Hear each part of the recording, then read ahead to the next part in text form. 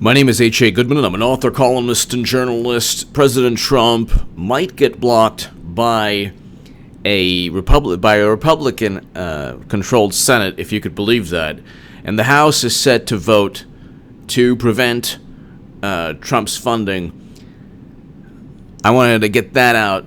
Check out my Federalist article below that talks about the dangers associated with AOC's Green New Deal, especially the human cost and the human toll in the Congo. The world's supply of cobalt is located in the Congo, and that is needed for the manufacture of electric car vehicle batteries. By some estimates, 35,000 children in the Democratic Republic of the Congo are working in mines to mine cobalt for these quote-unquote green electric vehicles. And there's tremendous human suffering in terms of zero environmental and safety standards, water pollution, air pollution, all of these issues. I explain all of that in my Federalist article below. And it's not just cobalt, it's the mining of lithium in Latin American nations. The political and human and environmental cost associated with AOC's Green New Deal. Check out my Federalist article below. My Second Amendment channel, check that out. And my Patreon link is below if you want to support my voice long term. Trump's on the brink of defeat on border emergency. So the Senate might block Trump's national emergency declaration, which I would find very bizarre. I don't think the Senate will, but just one more Senate Republican is needed to block Trump's emergency declaration, though even critics are reluctant to buck the president. President Donald Trump is on the verge of a bipartisan rejection of his emergency declaration at the border in what would be an embarrassing rebuke by a Congress opposed to his immigration agenda. No, it wouldn't be an embarrassing rebuke at all. He's going to veto it anyway. So they're not going to really stop him. He'll veto any legislation. It wouldn't be embarrassing. He would be doing what he was elected to do. Now, in terms of immigration policy, President Obama deported 2.5 million human beings. Democrats didn't care. Utilizing ICE, Democrats' biggest hypocrites on the planet. They didn't care at all. They voted for a fence. They had no problem. They have no problem deporting people. They have no problem building barriers. But if it's Trump, oh my God, let's paint everything. Let's create such hysteria that even actors fabricate stories and then go to jail. But he would win anyone who voted for him. So Collins and Murkowski, they're basically Democrats. Okay, Tom Tillis, North Carolina, that's bizarre. He would join Republican senators. So you have Tom Tillis, you have Lisa Murkowski, and you have Susan Collins. Tom Tillis of North Carolina, Murkowski of Alaska, Susan Collins of Maine. One more Republican turncoat sides with 47 Democrats in Congress, and that's it. There would be legislation to block Trump's national emergency declaration, and Trump would then veto the bill. I think this is a win for President Trump, regardless of what takes place. It is a national emergency at the border. This is not like when Democrats say, well, then we can have a president who declares a national emergency for gun control. No, it's the Bill of Rights, Second Amendment. Sorry. Thanks for playing. You're not going to erase the Constitution simply to promote gun control. That doesn't work that way. Oh, climate change. Vote on the resolution now. They won't even vote on their own resolution because it's meant to inspire people, because it's not feasible, because it's not pragmatic at all. So it doesn't. There is a national security concern. There is an existential threat, according to General John Kelly, Trump's former chief of staff, in 2014 when he was interviewed on Defense One. If I wanted to explain exactly what was going on, at that location, and exactly why Trump needs a wall, and exactly why Trump's wall is actually moral, not immoral. It would be against YouTube policies. Why? Because the graphic nature, you can't get into the graphic nature of trafficking of all different types of, whether it's narcotics, illegal narcotics, or human, or whatever. The crimes, the horrific things that take place, and not only from Mexico to the U.S., but also from the. Did anybody ever think that Trump's wall could protect Mexico from us? That's also part of the equation that nobody looks at, because you do have illegal activity coming to and from both locations at once. When people say, "Oh, the ports of entry are," yeah, but there's still 10, 20, 30%, and we have no idea the total amount that go through the parts where Trump wants to build his wall. The issue is not about, okay, Democrats only want to hurt Trump. That's it. They're obsessed. It's beyond reason how obsessed they are. It's like this giant cult where they still think they're the smartest people in the room, yet they continually lose, and hoax after hoax, whether it's Russian hacking or Smollett or Covington or what, it's just, or BuzzFeed with Mueller. Yeah. Trump told Michael Cohen to lie. Look, or CNN. Oh yeah, Trump Jr. got advanced knowledge of emails. None of the majority of what you hear is either spun. The majority of what you hear is either spun or communicated in a way. So the reporting might be accurate here and there. The reporting might be accurate, but the spin, the analysis is always anti-Trump, even though we have more job openings than people to fill the jobs. Our economy is a robust economy. We have manufacturing jobs, 467,000 according to Forbes, whereas 300,000 were lost under Obama.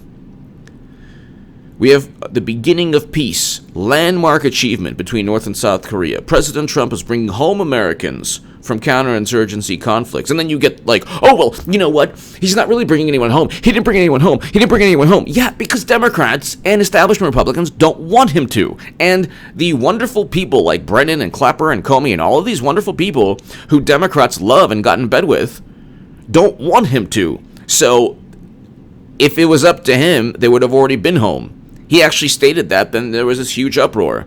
And please, for the love of God, I'll debate anyone with a major platform. It's my pleasure. Even people I respect, people I don't respect, doesn't matter.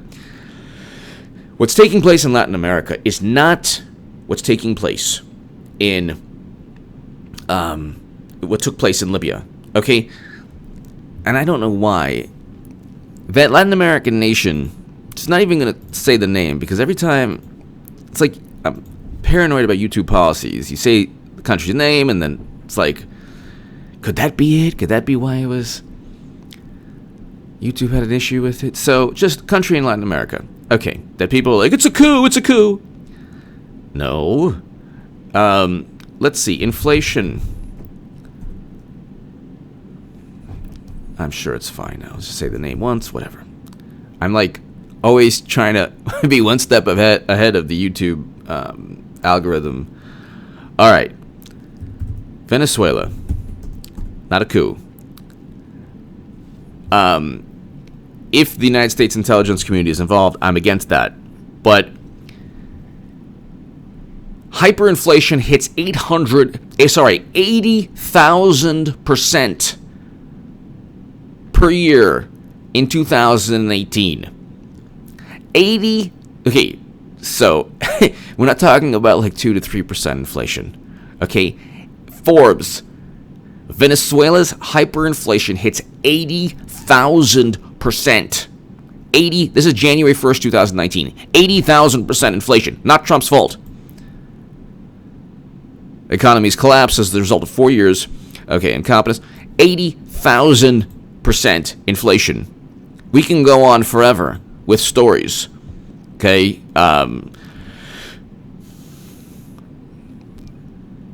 So, this is a Newsweek article. Inflation rate passes 1,000,000%. So it's like hyperinflation. So 1,000,000%. Why does this Forbes article? Okay, the Forbes article says 80,000%. The Newsweek article in December says 1,000,000%. So maybe it was really 80,000% inflation. Okay, this is not Libya, ladies and gentlemen. Libya did not have 1,000,000 or 80,000% inflation before the NATO intervention. You're talking about a country that was collapsing in a failed state prior to any Trump administration possible intervention, which isn't a military intervention. Completely different. There are no U.S. jets. There are no NATO armaments dropping on the country. This is a completely different. They want, like, people are like, oh yeah, oh my God, it's the same thing. It's not the same thing. It's not the same thing.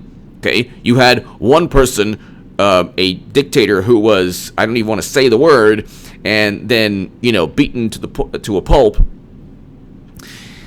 Not a great guy, fine, but Libya was a different story, much different story. Didn't have 1,000,000% inflation. Okay. And so the two are not connected. One talking about apples and oranges. But anyway, getting back to Trump's foreign policy, he's bringing home Americans from counterinsurgency conflicts. The thing with the left is that they don't care. They think that, okay, look, progressives, majority of progressives, the majority, and almost all liberals don't care about Americans, soldiers fighting forever. They don't care. Okay? That is a fact. They don't care at all because they say, well, it's a volunteer military. Who cares? They focus more on the destruction, that the unintended consequences that we cause in other countries, which I do as well. I agree with that. But they have zero concern for American soldiers away from their sons, their daughters, their wives, their husbands, their families, their mothers, their fathers. They're away from families. Every American soldier, according to me, this is what I want, should be home with their families for Christmas, for New Year's, in these regions, these never-ending wars that we've been fighting.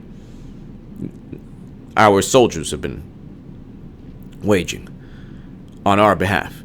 They deserve to be brought home. And so when he's bringing home Americans from two theaters of conflict, and then the rebuttal is, well, he hasn't yet. He hasn't. The petulant rebuttal. Petulant. Why hasn't that taken place? Anyway, long-winded point that I made, but the issue is, the reason is because Democrats and media, but Trump on the brink of defeat on border emergency. No, he's not. He'll veto any legislation. He can veto any legislation. He's not on the brink of any defeat. He's not on the brink of any defeat. And that's ridiculous.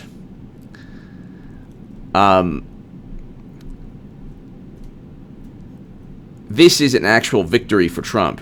It's a victory for Trump in many ways. Number one, he exposes the Republican Party. Number two, if it were to happen, I don't think that the Senate will side with Nancy Pelosi. I don't think that. But if he does, he then simply vetoes the bill and actually shows voters that a do-nothing Congress, that a Congress just there for media appearances, or I shouldn't say that. They signed prison reform. Criminal justice reform. That was good. And then there was an opioid bill. Okay, so, but on issues like immigration, where they need to, like grandiose issues, they don't touch. On the left, they don't touch Medicare for all. On the right, they don't touch a border wall. The difference, though, is that Trump would be the equivalent of Bernie Sanders trying to ram through Medicare for all. couldn't really declare a national emergency on that, but that's the point. Trump is actually true to his value system, bringing home Americans from counterinsurgency conflicts, presiding over peace between North and South Korea, bringing home manufacturing jobs, boosting the economy. These are all great things. These are wonderful things. All the theories and all the, oh my God, he said this, well, you're going to vote for Clinton 2020, and she said worse, and she's done worse when it comes to race and everything else. The issue of race and Trump is utilized simply for votes. Democrats don't care. You think they're talking about Keith Ellison and the woman that has medical records that accused him of abuse? No, of course not, because he's a Democrat. But Kavanaugh, it's like, Operation Cackle Screech. Attack the elevators. Anyway, give me your thoughts below. Hit subscribe right now. You're looking at President Trump vetoing any legislation. And the courts are not going to own. I mean, he recently won a court battle in California. Ninth Circuit sided with Trump. The Supreme Court's not going to say, nah, it's not really a national emergency. You're talking about issues on that location that could then lead to national security disaster within a short time period. So that Trump's national emergency declaration is legitimate. That being said, no court is going to own the consequences of overturning Trump's declaration. You would have to own the consequences. Democrats don't care. Democrats are just pure power hungry. That's it. Even AOC is like, you maybe shouldn't have kids, and we're the boss now. All this stuff. It's great. Yeah, no Amazon. 25,000 jobs. Be gone. We won. Yay. 107,000 direct and indirect jobs. Yeah, we're so awesome. We're so smart. Fighting the system one day at a time, making sure people don't get work.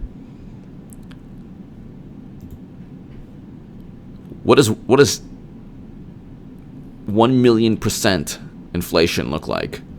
It's not Trump's fault. Okay? You have 1,000,000% inflation. Ain't Trump's fault. You can moralize and rationalize all you like. You can try to say it's just like what Obama did. It's just the same. It's not. And that's just one aspect. But anyway, give me your thoughts below. Hit subscribe right now. Check out my Federalist article below and my Second Amendment channel. Thank you very, very, very much.